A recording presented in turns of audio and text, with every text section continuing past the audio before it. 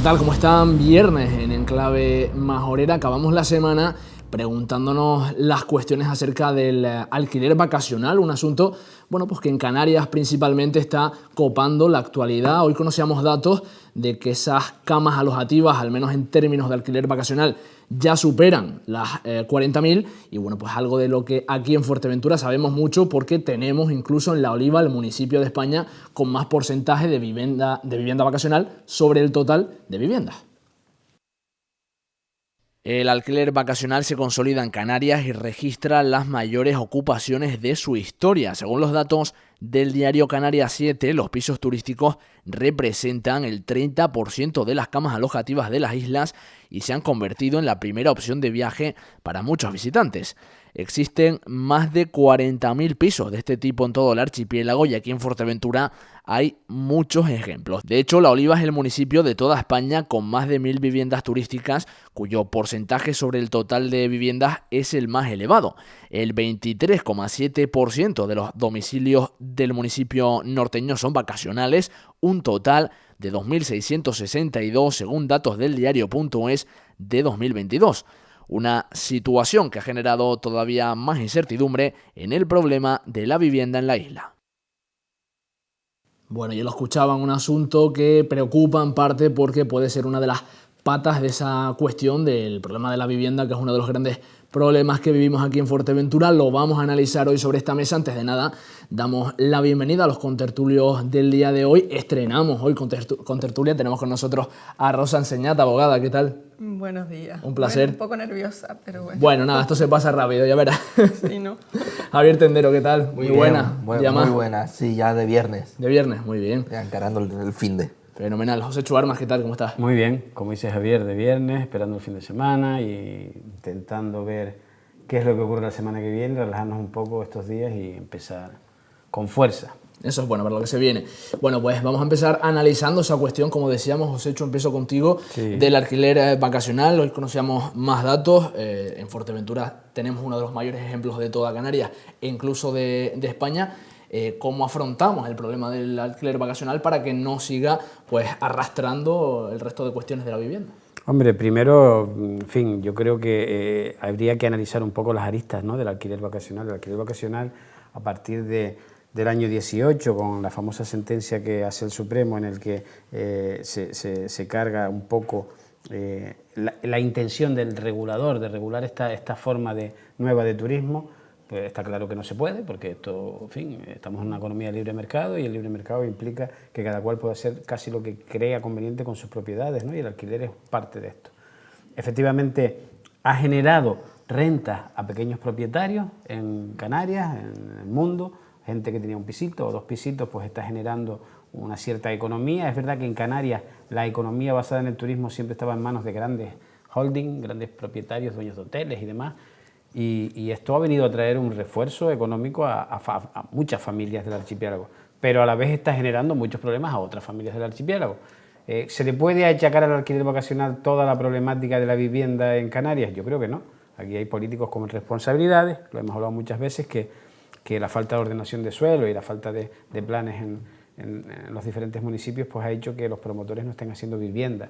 Falta de vivienda social también, por otro lado, para los más necesitados. En fin, aquí se están mezclando derechos.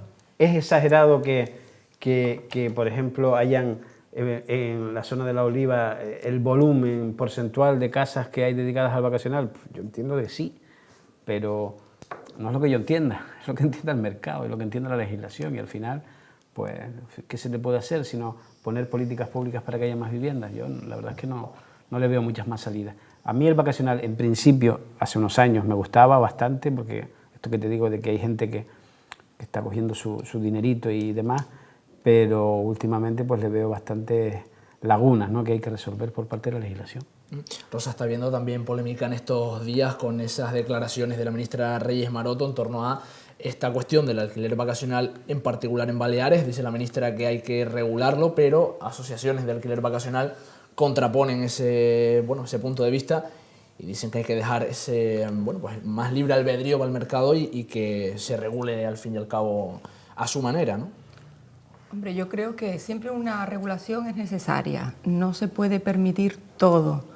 Pero es cierto que aquí tenemos intereses contrapuestos y es verdad que hay muchos pequeños propietarios que están alquilando su vivienda y están sacando un dinero que ahora mismo necesitan, les viene bien. No se están produciendo en principio aquí conflictos de convivencia como en otras comunidades autónomas.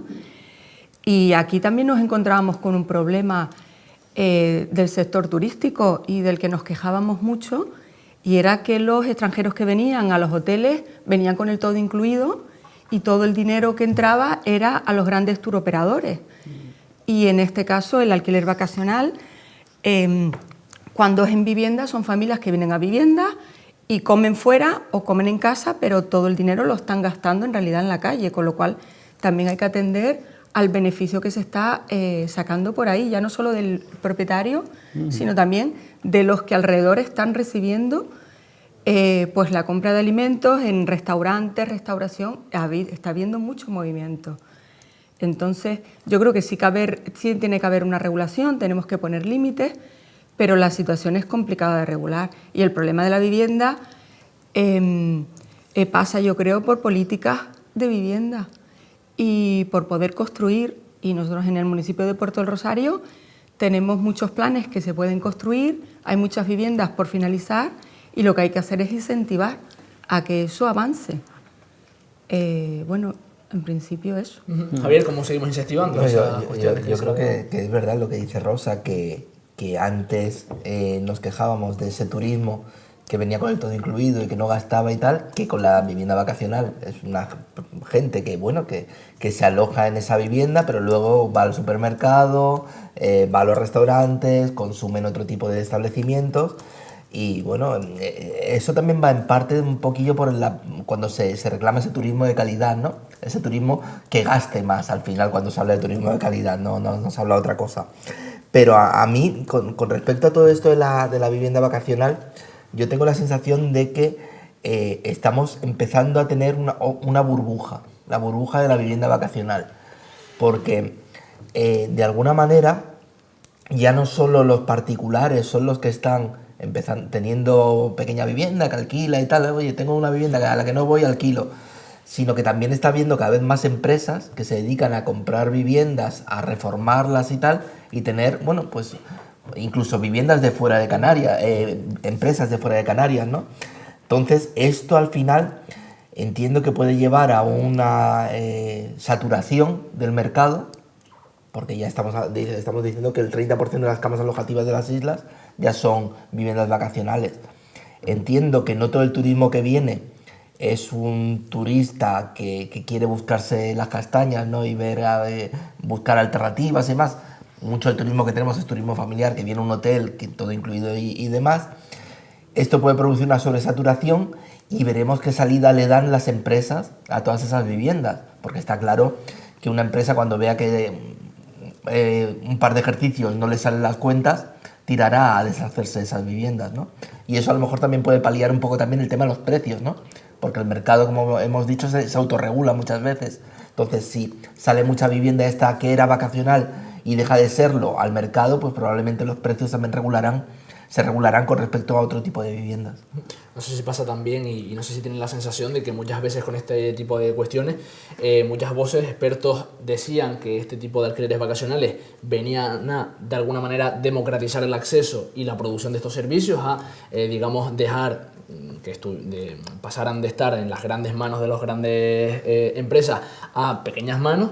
Pero al final que esta idea con la que parte el Airbnb, que surge además de, no sé si eran dos hermanos, que con la idea de, bueno, te alojas y desayunas y a partir de ahí ya te vas, sobre esa idea se ha acabado desvirtuando o se mantiene. No sé. Yo es que creo que el problema de las plataformas de contratación, como la que acabas de comentar, no es el problema de Canarias. O sea, en fin, en Canarias la gente está llegando con otras plataformas. Cada grupo crea su propia plataforma y cada, en fin, 4 o 5 pequeños propietarios tienen una plataforma, si tienen 5 chalés en Las Ares o si tienen 6 pisos en Corralejo o Puerto del Rosario, sí puede ser que funcione un poco más el B&B. Pero a mí es que la clave yo creo que está en lo que decía Javier. esta mañana estaba intentando titular en el digital pequeños propietarios pero son pequeños y grandes propietarios. En un principio sí eran pequeños propietarios, pues todos tenemos un tío o un abuelo o un primo que tenía 3 pisos en Puerto y que a lo mejor pues lo pone en vacacional y saca una pequeña renta con el que puede pagar la carrera de sus hijos o sus menesteres, ¿no?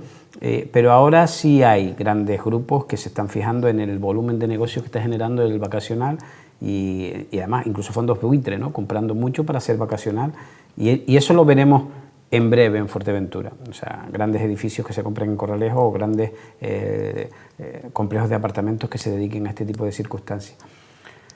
Es positivo por la parte que también comentaba Rosa, ¿no? La gente sale a comer fuera y la gente alquila bicicletas eléctricas y la gente hace rutas y la gente no está todo el día en una hamaca comiendo hamburguesas ni cerveza en el hotel, ¿no? Y eso genera mucha economía y eso se ve, pues efectivamente lo acabo de nombrar, en pueblos como Las Ares, ¿no? que se han convertido en paraíso de vacacional. Pero también produce un desarraigo en la población local, que la población local está viendo cómo se turistifica pues estos núcleos rurales que se dedicaban a otras cosas en otro tiempo.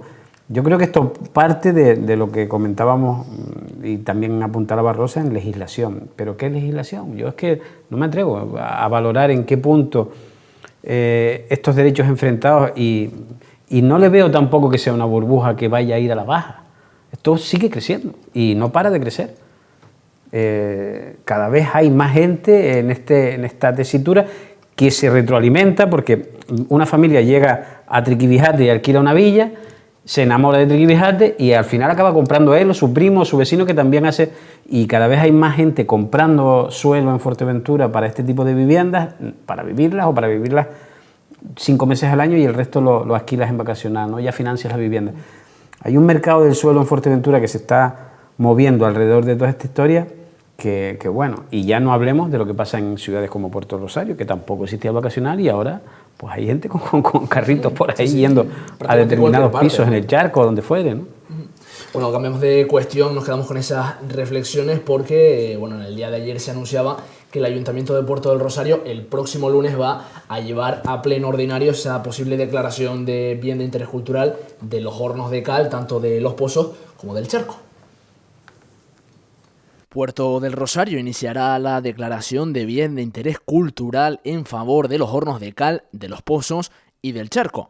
Así se propondrá a partir del grupo de gobierno del Ayuntamiento capitalino el próximo lunes, día 27. Una idea que permitiría poner en valor la importancia de la cal durante siglos como recurso económico para los majoreros y que ha dejado huellas tanto en la arquitectura tradicional como en el patrimonio industrial de la isla. En la actualidad, los hornos de Los Pozos y del Charco se encuentran en buen estado de conservación después de haber sido rehabilitados. El alcalde Juan Jiménez ha dicho que las instituciones deben velar por el mantenimiento y conservación integral de estas obras arquitectónicas que poseen por sí mismas un gran valor etnográfico.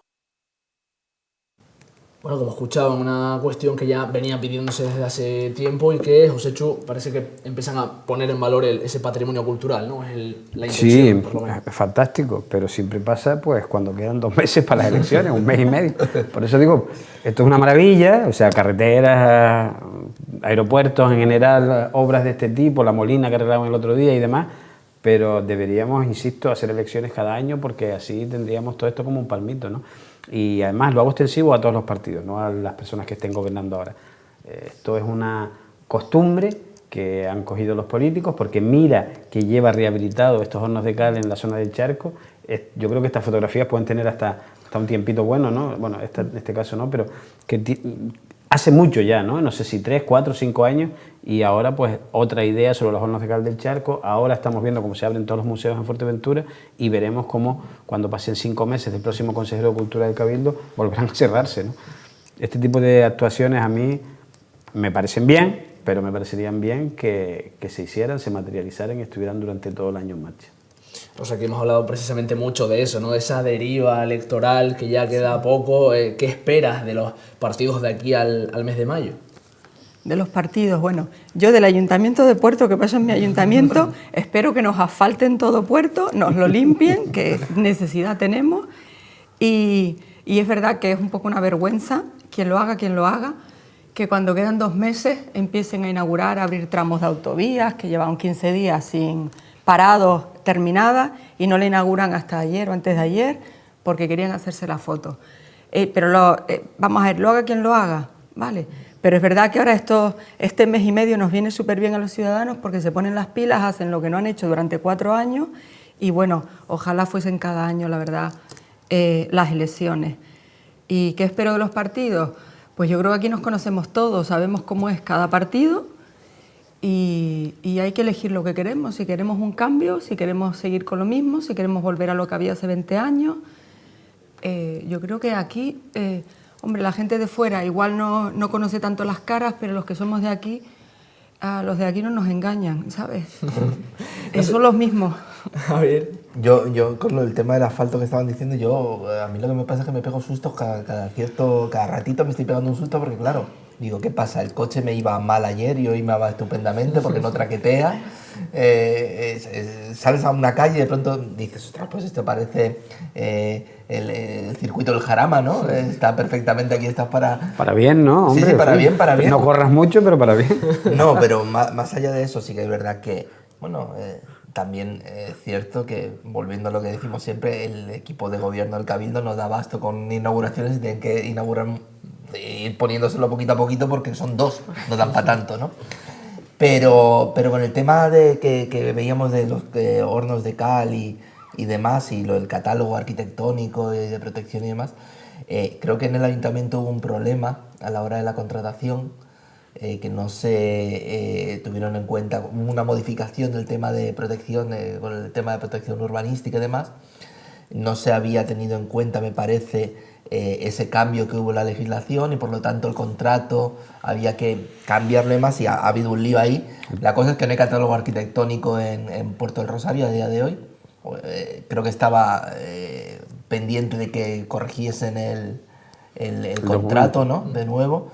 Entonces, bueno, yo creo que... Tienen excusa para retrasarse, estás diciendo. Es una asignatura pendiente, hombre, también decir que lo llevaba Podemos, ¿no? Y que si lo llevaba Podemos, ya, esa es la excusa. Quiero decir, tampoco les vamos a pedir que saquen algo adelante porque no creo que tampoco estén muy capacitados para ello. Pero bueno, esa es la excusa que puede poner el PSOE al final. Pero hubiera sido necesario y deseable que hubiera salido el catálogo arquitectónico adelante, porque además en Puerto del Rosario hay muchas cosas que proteger. Hay muchos edificios antiguos, los hornos de cal mismo que llevan un montón de tiempo terminados, y sí que aquí me gustaría hacer una crítica, y es que no se ha cuidado y protegido suficientemente el edificio a fin de obra. Ha habido constantes publicaciones en redes y tal de gente que se ha metido ahí dentro, de actos vandálicos, de pintadas dentro del propio edificio. Quiero decir que al final, si no se protege algo que acabas, una obra que acabas, pues... Pero no es tanto que no se proteja una obra que acaba, sino no le das uso. Claro, no le das uso, pero tampoco pones a alguien que esté vigilando ahí. Sí, pero ni cámaras, ni... Si ahí no hay nadie, pues claro. Al final pasa lo que pase, ¿para qué le vas a poner...? Yo creo que lo principal es acabar algo y darle uso. No hacer una obra porque sí, mira qué bonito queda, sí, pero... En fin, mantenga usted esto con actividad porque eso le dará un mantenimiento. Te voy a poner, bueno, me acaba de entrar una nota en el digital, 3 millones de euros para asfaltar 85 calles en Pájara, ¿qué te parece? En fin, estamos en fase, ¿no? La gente está en esa línea. Mes y medio. Sí, mes y medio, y probablemente saldrán bastantes más notas en esta línea. Con Rosa estoy yo en que efectivamente la autovía llevaba 15 días abierta, yo vengo todos los días por el norte, lo hemos hablado muchas veces. Y, la veías ahí muerta de risa un poco, sí, ¿no? Además, veías cómo pasaban coches de operarios y dices, en fin, si yo también puedo ir, ¿no? Déjenme ir. No puede usted pasar hasta que inaugure. Esta mañana es la primera vez que bajo por la autovía y son casi 8 o 10 minutos menos, ¿no? Eso para cualquier persona, en fin, 10 minutos hacia allá. Aparte de la seguridad, ¿no? Claro. Al mes estoy ganando como 7 o 8 horas de vida, quiero decir, es importante. Sí, y de ahorro también. Y de ahorro y sobre todo la seguridad, como dices. En fin, no es lo mismo ir por la autovía que volver a bajar a la secundaria con el tráfico que hay. Ya vienes con ese ritmo, ¿no? De autovía y muchos se descentran y quieren adelantar y te monta todas las mañanas hay lío, ¿no? Y además, porque además la otra también se está asfaltando, porque estamos en fase de asfaltado, ahí hay camiones de asfaltado y todo se complica. En fin, periodo electoral es lo que toca y ojalá fueran eso una vez al año, o si no, cada 7 meses, hombre, que en fin, no viene bien. No sé si hay cama para tanta gente, pero podríamos plantearlo, ¿no? Hombre, en realidad cambios de gobierno hay cada 6-7 meses. Últimamente sí. En Fuerteventura, o sea, que se fuese por elección, claro, sin pasar por las urnas. Claro. También hemos hablado aquí muchas veces, Rosa, de esa cuestión de si, o por lo menos nos hemos intentado meter en la psique del votante, de si realmente el electorado tiene memoria como para retroceder en el tiempo más allá de los últimos 2-3 meses de gran acción de gobierno, o si realmente la gente valora y prioriza todo ese asfaltado y todas estas medidas que se toman ahora. Hombre, yo lo valoro. Entonces, yo que me considero una persona, una ciudadana normal, yo sí tengo en cuenta. Llevas 4 años paseando por una acera que está sucia, que por más que lo dices, lo vienen y lo limpian una vez al mes y a los 2 días vuelve a estar sucia y sigue sucia y hay denuncias por suciedad y Puerto sigue sucio. Limpian mucho 1 de mayo. 1 de mayo, la verdad, yo todas las noches paso y cada 2 por 3 lo limpian. Pero claro, Puerto Rosario no es solo 1 de mayo, es el resto de calles y de barrios también. Entonces, yo supongo que ahora, aunque me vengan todos los días a limpiar mi calle, yo voy a seguir recordando que ha estado sucia todo el tiempo y a pesar de las quejas. Entonces, yo no creo que seamos como Dori, ¿no? Esa memoria a tan corto plazo. Sí. Espero. Pero bueno, en cuanto a lo que estábamos comentando de los hornos, los museos cerrados, que yo me acuerdo de subir a museos y encontrármelos cerrados y decir el fin de semana al museo cerrado, que es cuando todos podemos venir. Yo plantear en los planes de empleo que se hacen, en vez de sacar tanto, que está muy bien, ¿no? Tanto picapedrero, no sé cómo le llaman, para aprender a colocar piedras en los muros, que está muy bien, quizá tendrían también que hacer planes de empleo para eso, para atender a museos. Yo, por ejemplo, no sabría explicar y atender en un museo, pero tienes que preparar a gente para darle contenido a ese horno, porque si no, yo me acerco, lo miro desde fuera, digo, pues será una torreta de vigilancia, pero la gente no sabe, la gente no entiende y yo creo que quizá tendrían que utilizar esos planes de empleo donde colocan a tanta gente, pues no solo para ir pinchando cosas o poniendo piedra y aprender a poner piedras, sino también para atender no solo al turista, a los de aquí, a los que vivimos aquí, explicarnos la importancia de los hornos, que han tenido 4 años para corregir el error, pero bueno, ya se supone que ya podemos entrar. Hay también una figura en lo que es la cuestión del turismo y de los guías turísticos, que es el de, por ejemplo, algunas empresas que hacen free tour de personas que, bien sea por su propia voluntad, bien sea perteneciendo a algunas empresas o también podrían pertenecer a organismos públicos, pues hacen algunas guías, algunos recorridos a los turistas y bueno, también podría ser de alguna manera, eso se hace en las grandes ciudades, yo nunca lo he visto no, pero en Rosario. Lo que comenta Rosa es cierto, o sea, si haces planes de empleo y puedes hacer planes de empleo relacionándolo con lo que comentas, ¿no? Con los free tours, además son gente que está cobrando el erario público, pues puede. Yo ayer, aprovechando un poco el tirón de los planes de empleo, ayer lo comentábamos con otro de los contertulios fuera de antena, de cómo los planes de empleo están distorsionando el mundo laboral de Fuerteventura. O sea, yo no sé si hoy hay 1.200 personas en planes de empleo en la isla y no encuentras trabajadores para arreglar una obra en Corralejo. Y esto habría que mirarlo, ¿eh? Yo entiendo que en pandemia, efectivamente, era normal y lógico, había muchas empresas cerradas y había que dar trabajo a personas que se habían quedado un poco más desprotegidas, ¿no? En este sentido, pero ahora mismo yo creo que la competencia terrible al mundo laboral que le está haciendo las instituciones públicas de Fuerteventura, porque es que hay planes de empleo en toda la geografía insular, sin Pájara no hay, no sé si 300 o 400 personas, en el Cabildo 1000 y pico, en fin, es muchísima gente y eso no... Me parece a mí que desde el punto de vista político y de la administración de nuestros dineros no está bien. Eso es lo que yo pienso, sobre todo porque hay una competencia desleal con el resto de empresas. ¿No? Ayer nos comentaban, ¿no?, que algún concejal ha comentado que en la misma mañana le habían pasado a limpiar la mesa a 5 personas diferentes, ¿no? De 5 planes de empleo distintos. De 5 planes de empleo distintos, ¿no? O algo así, que era como... Pero bueno, sí, volviendo a lo que decías del free tour y demás y de posibles planes de empleo para guías turísticos, a mí en Puerto me parece fundamental. Ayer, además os cuento un caso, ayer cuando aparqué el coche, que lo aparqué allí detrás por el descampado, me encuentro una señora inglesa que me dice, excuse me, you speak English? Y la señora diciéndome, ¿dónde están las tiendas? Y estaba perdida la pobre por ahí detrás. Detrás del Suerte. Y claro, nadie le había indicado por dónde. Y yo, no, gire para allí, váyase para 1 de mayo. Pero pon Está muy perdido. en contexto dónde estamos, porque los televidentes no sabrán dónde es ahí detrás. Ahí detrás es por detrás del cuartel, en esta zona Sí, de por aquí detrás del cuartel. Pero incluso en la zona de 1 de mayo, en una de las transversales, en León y Castillo. Claro, la señora un poco más y se encuentra con un tanque y se pega el susto, ¿no? Entonces, bueno, yo creo que es fundamental que desde que bajan del barco hasta que haya guías, incluso gente joven, ¿no? Que está haciendo prácticas y demás, y les acompaña a la zona comercial o zona de 1 de mayo, porque si no, te encuentras con estos casos, gente que se va perdidísima y cualquiera de los ves caídos en una zanja, ¿no? Que dicen, ¿qué hacemos aquí? Porque al final la oficina de turismo es un punto que está fijo, pero que al final no es ha mejorado mucho. Bueno, perdona, Rosa. No, yo creo que ha mejorado mucho Puerto Rosario en cuanto al el trasiego de los turistas de cruceros, pero le falta un mundo, o sea, le falta muchísimo, muchísimo. A ver, yo sinceramente, se bajan todos del barco, se pierden todos, ¿vale? Porque es así, se pierden todos, y yo no termino de entender por qué a la puerta del barco, conforme están bajando, no hay alguien dándoles una pequeña guía, pero una guía de recorrido, planteando, oye, ¿qué tenemos en el charco? Porque ninguno se va para el charco. Y nosotros también queremos, el charco existe, van a acabar como los de Teruel. El charco existe y nunca se preocupan del charco. ¿Por qué no se hacen pequeñas guías con rutas? Ruta del charco, ¿qué comercios hay en el charco? ¿Qué restaurantes hay? Para plantearles un recorrido. Por Playa Blanca, por 1 de mayo, evidentemente. Si no, todos acaban en el centro comercial porque no saben dónde ir. Si tenemos, yo soy de la zona de abajo, pero en Fabelo hay, en León y Castillo, una de comercios de todo tipo, que últimamente estoy yendo para allí, digo, y allí no llega ningún crucerista. Entonces, ¿por qué no hacen ruta charco, ruta hacia, ¿verdad?, 1 de mayo, ruta también para el centro comercial, pero ruta para León y Castillo? Porque nosotros aquí es verdad que estamos acostumbrados a caminar, como dicen, aparcamos en la puerta, ¿vale?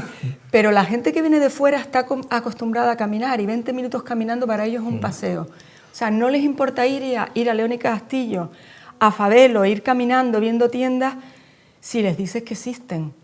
Entonces yo lo que creo que falta es, tenemos un montón de cruceristas que se bajan casi todos los días, que empiezan a dar vueltas por 1 de mayo y acaban en el centro comercial.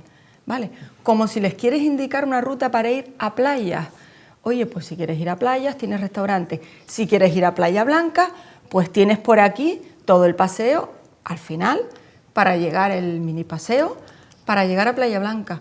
Pero hay que dirigirlos porque si no, no saben dónde ir. Y luego partiendo de que en las grandes ciudades y tal, los guías muchas veces ni los buscas, se te ofrecen, se forman grupos. Y además algunos ni les pagan en la ciudad, sino simplemente viven de las propinas, oye, a voluntad, pero más de 5 euros. Y con eso se forma tal. Igual aquí no podemos atender, no podemos hacer eso, pero sí en la pie de barco estará alguien diciéndole, ¿qué quieren ver ustedes? Pues para allá, pues para allá. Y vamos a repartirnos el turismo y vamos a vivir todos de él.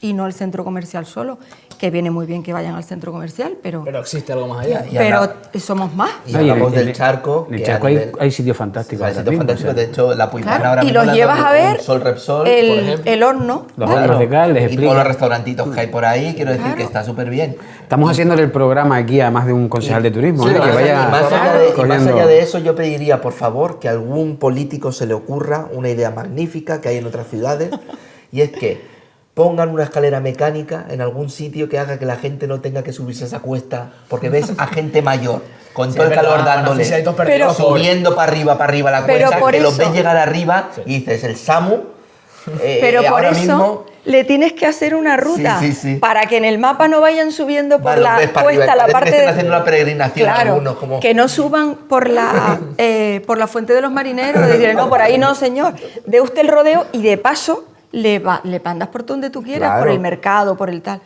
Hazle una rutita, un dibujo, si no es tan complicado, y aquí va a haber 4 rutas, no va a haber más. No sería mala idea, en medio de la Rambla subiendo hacia arriba, bueno, tendrías que quitar las palmeras y sería otro problema. No, o incluso por la calle, yo pienso muchas veces por la calle Juanito el Cojo, Sí, meter ahí una escalerita que la gente pudiese subir, que eso se da en otras ciudades como Cuenca y demás. Quiero decir, al final tenemos un turismo de gente muy mayor, ¿no? Sí. Sí, el turismo de cruceros es gente mayor. Claro, gente mayor. y yo los veo a los pobres, algunos subiendo la cuesta y digo, alguno va a tener problemas cuando suba, o esta noche. Escúchame, no solamente los turistas, algunos. Bueno, yo también he tenido que subir esa cuesta más de una yo la mañana subo todos los días, y te ves con un problema. Eso es. Pero la verdad que también yo añadiría, digamos, cuestiones de movilidad interurbana, de medios de transporte, aunque sea guaguitas pequeñas que transporten a los turistas, También. o de alguna manera, ¿no? O, como decía Rosa, para llevarlos a esos puntos, porque es que caminando los pobrecitos míos, yo por lo menos no los veo. Pero bueno, sí es verdad que es complicado. Bueno, seguimos avanzando hasta hora de la mañana, abrimos nuevamente ventana política para hacer ese análisis de lo que fue la visita de Ángel Víctor Torres, que se pasó todo el día de ayer, todo el jueves, aquí en la isla de Fuerteventura.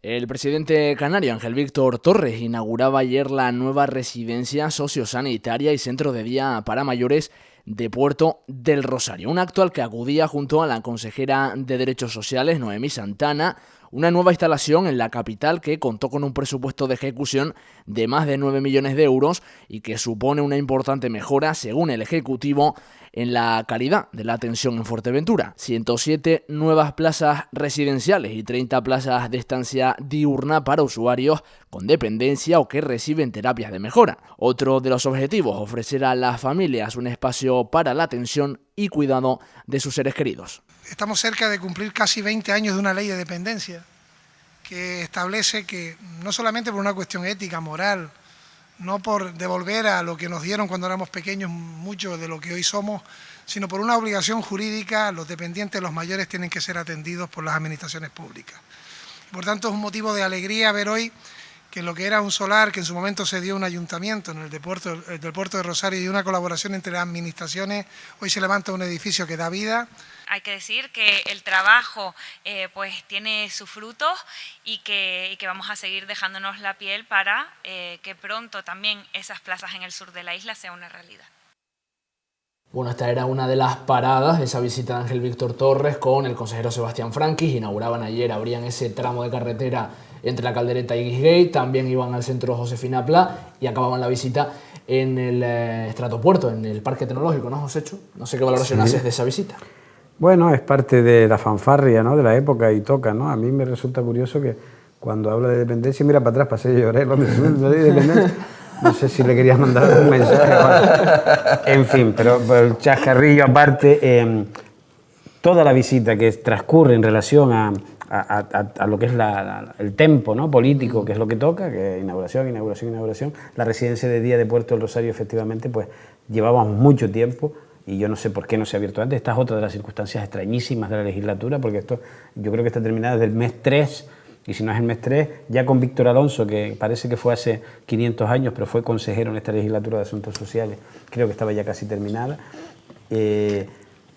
Todo tarda, todo llega en tiempos que llega. La dependencia en Canarias es una de las grandes lacras de la sociedad y en Canarias más todavía, o sea, no llegamos y no llegan los dineros de dependencia para muchísimas familias que saben lo que significa tener una persona dependiente. No me refiero solamente a mayores, sino también a personas con minusvalías y demás. Y en este sentido yo creo que todo el dinero que se aporte es poco. Y para eso la gente cotiza durante muchos años, ¿no?, para tener una sociedad justa e igualitaria, ¿no?, que las personas puedan tener esa calidad de vida que bueno, vamos a ver si este centro de día pues ayuda a darla, ¿no? Por lo menos parece que son en cierta medida esas acciones que son necesarias, pero Rosa también forma parte, como decíamos, de esa pompa política que nos falta a mes y medio de las elecciones. Yo ahora acabo de entender, fíjate que me había costado, ¿por qué Torres viene tampoco a Fuerteventura?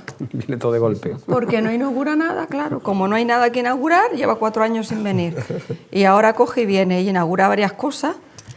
Lo que sí, la residencia lleva años, llega tarde ya y ahora va a ser insuficiente. Y a ver si ahora ya cogen la idea de esos pacientes que tenemos en el hospital, que lo que necesitan en realidad es una atención sociosanitaria y no estar en un hospital, porque en un hospital una cama vale mucho dinero y la pagamos todos y además no necesita esa asistencia sanitaria, con lo cual a ver si terminan de pasar a esas personas mayores a las residencias sociosanitarias y liberan camas del hospital, que bastante pocas tenemos y además necesitamos. Y de verdad, ahora acabo de caer, digo, ¿por qué Torres no viene? ¿Por qué no viene la consejera de Educación nunca? ¿Cuántas veces ha venido a lo largo de esta legislatura la consejera de Educación, que no sé cómo se llama, como no viene? ¿Ha venido una vez o ha venido dos? Manuel Armas.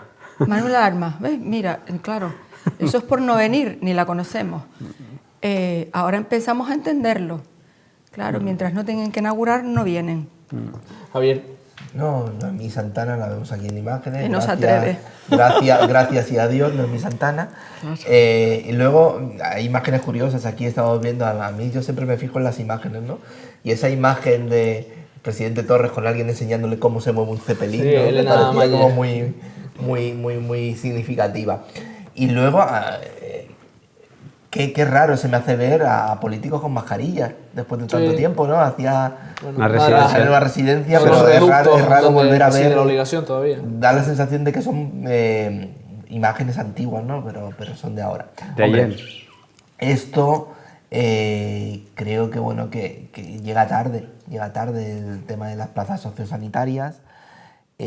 Fuerteventura, además, se queda, quiero decir, tiene una población muy envejecida y necesita muchas más plazas, necesita muchos más recursos y bueno, pues las inauguraciones están bien, inauguraciones a 2 meses de elecciones, pues es lo que toca, pero hace falta que veamos ese tipo de trabajo los 4 años de legislatura. 4 años de legislatura y creo, y yo insisto, creo que el Partido Socialista no lo hace mal, quiero decir, ni el Partido Popular, ni Coalición Canaria.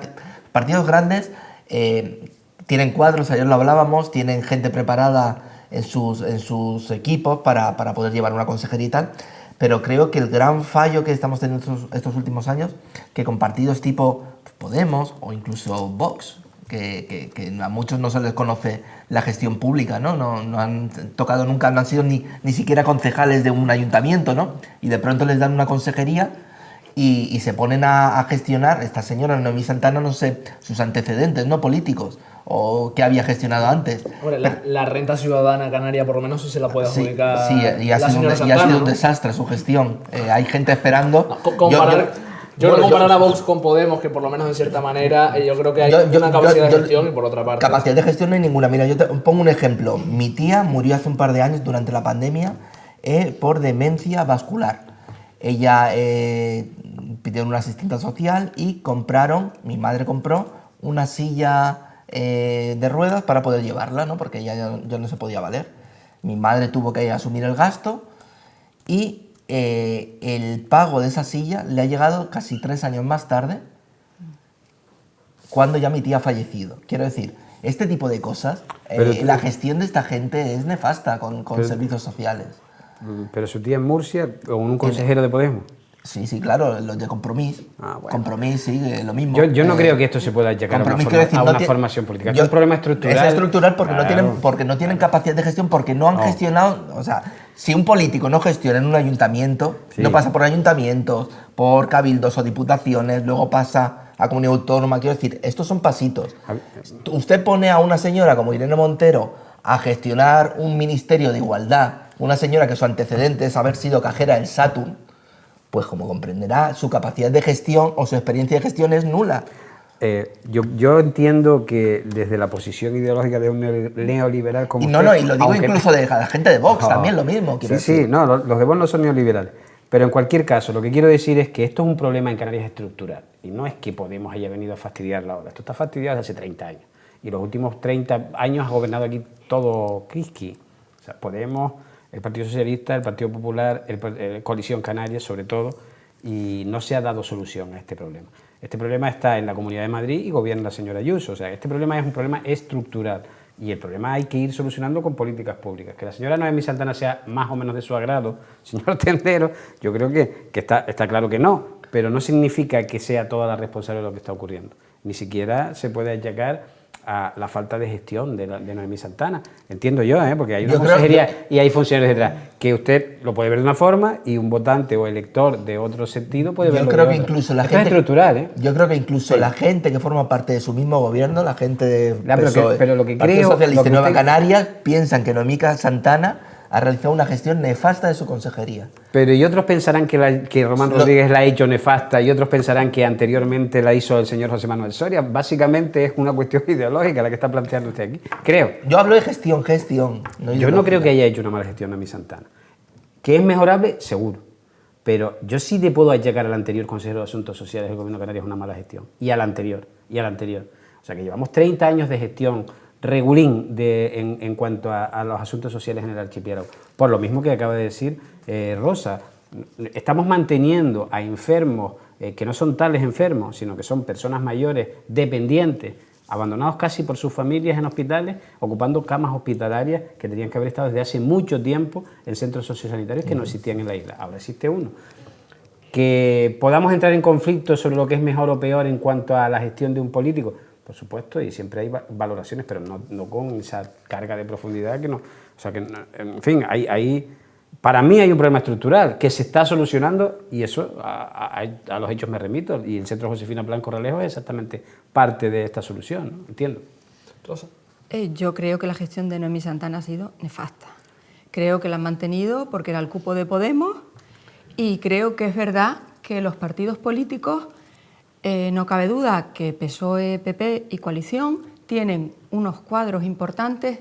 Es un partido importante donde cuentan con economistas, abogados, médicos, todo tipo de profesionales, con lo cual cuando llegan al Gobierno de Canarias es más fácil encontrar gente para asumir la Consejería de Justicia que no otros partidos que no tienen ni esa base social de apoyo, con lo cual evidentemente el Partido Socialista cuando llega y tiene que poner en nombres a sus consejeros, directores generales, tiene una facilidad que Podemos no tenía y ahí tenemos el ejemplo de Noemí Santana.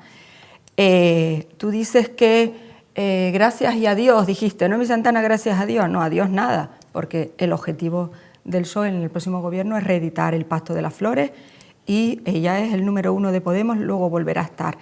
Yo sí creo también que en cuanto a los puestos es un problema de honestidad de la persona. Vamos a ver, a mí me ofrecen ser consejera del Gobierno de Canarias de Justicia y yo me planteo y digo, pero yo estoy capacitada para ser consejera del Gobierno de Canarias de Justicia. No, yo no asumo ese cargo porque no estoy capacitada para ello. Y en cambio hay personas, y ahí los vemos, que les dicen, ¿tú quieres ser director general de tal? Vale, bueno, mira, en vez de director general de... que no quiero nombrar nada para que nadie piense que estoy hablando de nadie en concreto.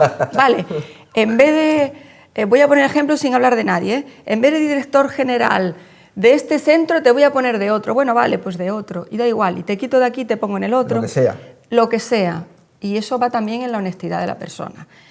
Miren, hace años, muchos años, 20 años, por cierto, el Partido Popular en Canarias no gobierna desde el 2010, que no fuimos del gobierno. Pero bueno, o sea que llevamos unos 13 años fuera.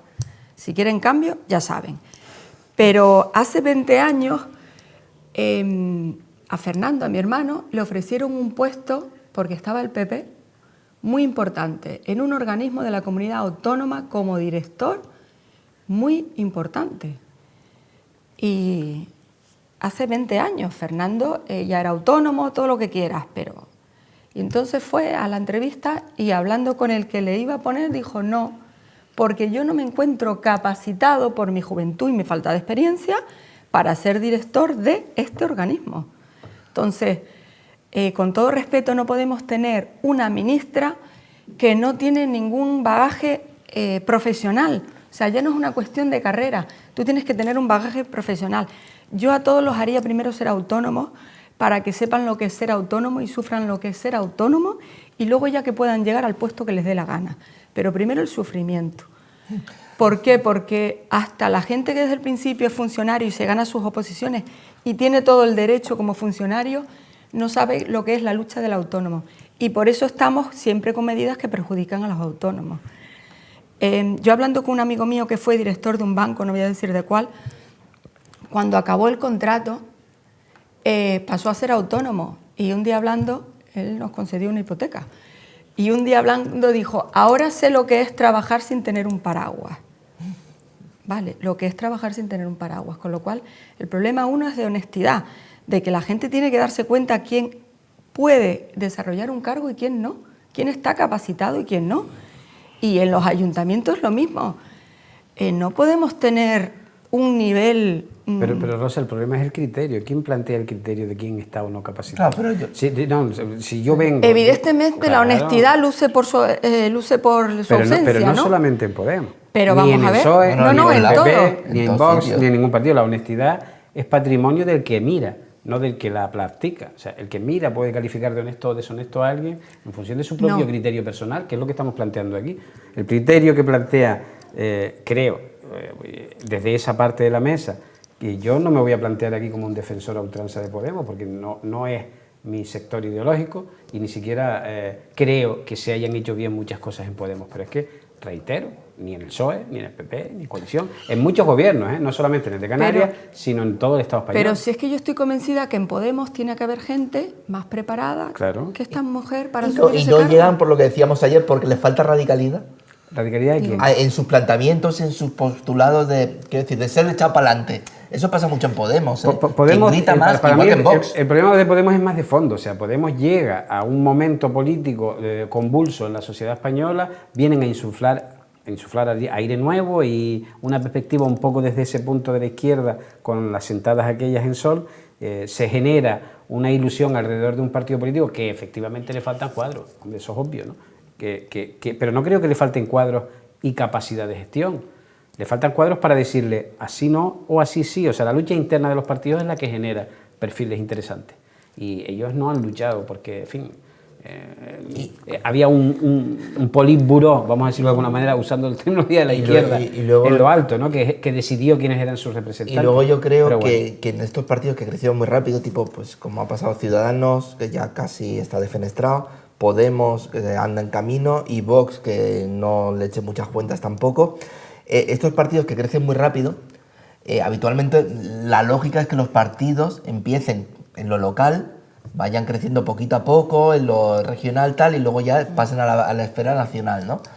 Claro, si tú te saltas todos los pasos, tienes que tirar gente al Congreso de los Diputados directamente, pasa lo que pasa. Es decir, si tú no has tenido a esos cuadros que se han bregado, oye, soy concejal de cultura, concejal de asuntos sociales en mi pueblo, esto al final, que son cosas básicas, quiero decir, ley de contratación pública, tal, no sé qué, que yo estoy seguro que muchos de los de Podemos que han llegado al Congreso de los Diputados no saben ni cómo se hace un contrato público. Pero es que el PSOE y el PP no empezaron en Móstoles y punto. Quiero decir, bueno, son sí partidos empezaron... de corte nacional y estatal.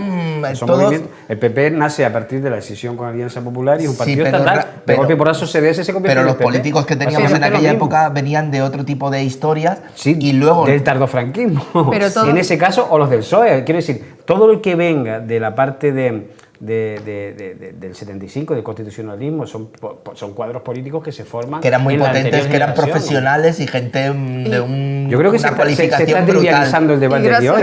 Pero a posteriori la política, yo creo que todos los que llegan al Congreso de los Diputados, tanto del PSOE como del PP, como de otros partidos, coalición, tal, son gente que ha pasado primero por la política municipal y demás, creo. Perdona, Rosa, te estoy quitando la palabra, continuando. No.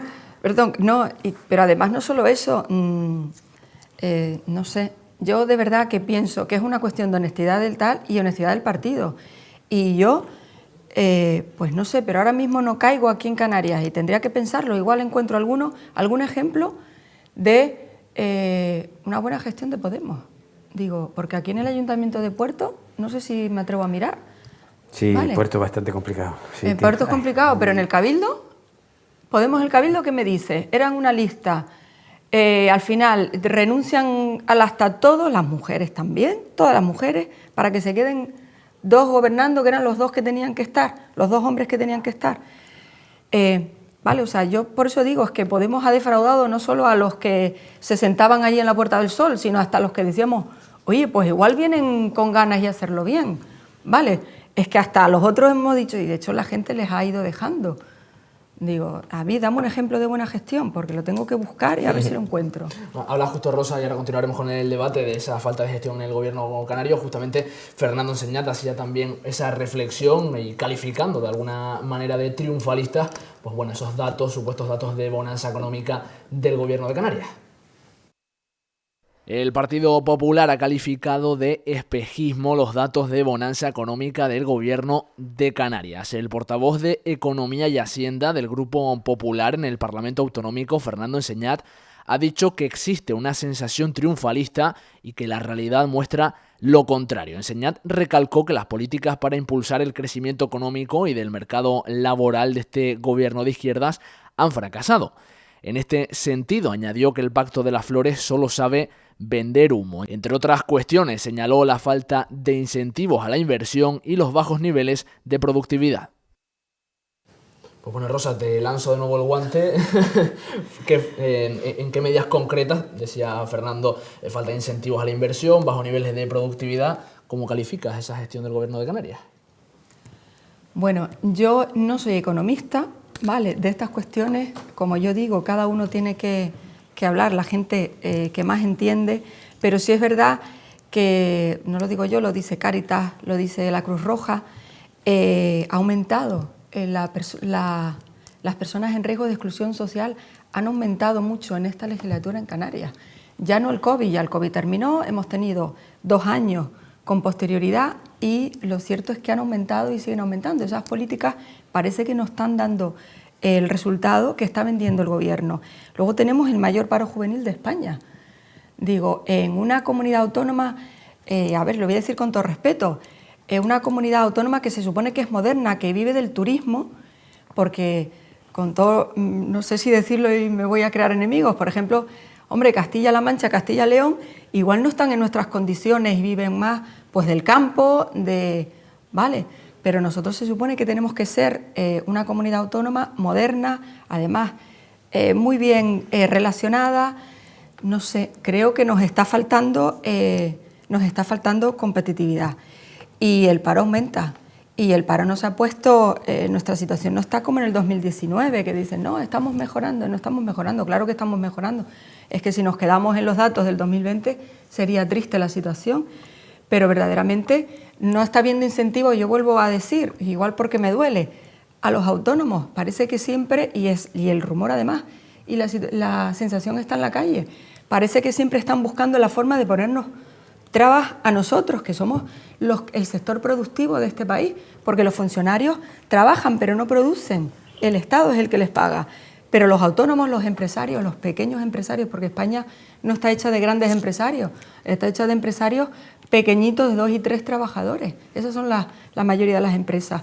Y todas las medidas buscan siempre, parece que penalizarnos, en vez de decir vamos a facilitarle al autónomo que siga, que aumente, que cree trabajo. Sí, José Chu, no sé qué valoración hace. Sí, yo es que no tampoco voy a estar contradiciendo todo el rato a todo el mundo, pero el problema, el problema, Rosa, es que el turismo, como lo tienes idealizado, no es correcto. El turismo en las comunidades más pobres de España son las que se dedican al turismo. Canarias, en renta per cápita de habitantes, o sea, la renta per cápita global de la comunidad canaria no es mala, o sea, está bastante bien y está subiendo, pero la renta por habitante es la más baja de España. Estamos por debajo de Extremadura.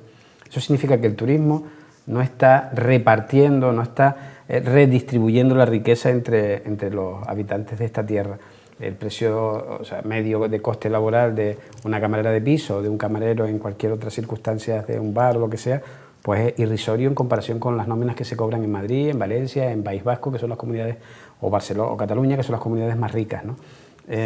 Por tanto, primero, es el modelo económico en Canarias el que está equivocado.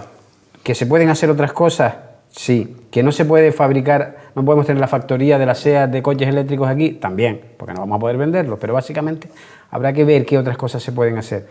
En este sentido, puedo estar más o menos de acuerdo con el parlamentario regional, con el señor Enseñat, en el sentido de que hay políticas de apoyo a determinadas empresas que no se han hecho correctamente, ¿no? Y por sobre todo esto de los fondos Next Generation y toda esta parafernalia que todavía no ha acabado de asentarse y de ser una realidad.